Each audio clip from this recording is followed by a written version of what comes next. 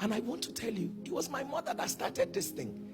He said, you cannot have war in the morning and you are sleeping in the night. She pushed me into what it means to be an intercessor. She pushed me what it means to pray and all of that. Let me say this. I'm sure in my mother's mind, she didn't know, will this stick with this child? Will he forget it at some point? Would it be, don't call your children children. When you relate with your children, you are not speaking to their mind. You are talking to their spirit. A child can be distracted, acting distracted, and all of that. Please don't allow the distraction distract you.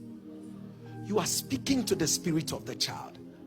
When your children are at sleep, open the scriptures, read over their lives. Declare over their lives. No matter what your children are doing, speak. My mother was a master in prophetic action. And I said it at the last women's program where I was speaking, and I said to them, my mother would, while she is frying in the kitchen and all of that, in a local kitchen, our local kitchen, with all that fire and all of that. So when I come into the kitchen, my mother would drag a stool, those kitchen stools, in the kitchen, and told me that I should sit at the seat of the kings. That I should sit at the seat of the kings. That this thing I am sitting now, where I am sitting now, is the seat of. Everything is prophecy for my mother.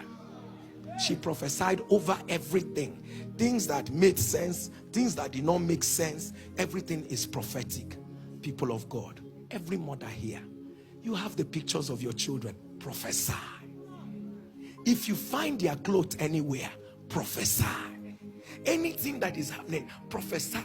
And I don't forget, and I just remembered it. Ordinary wooden kitchen stool. My mother called it seat of the kings.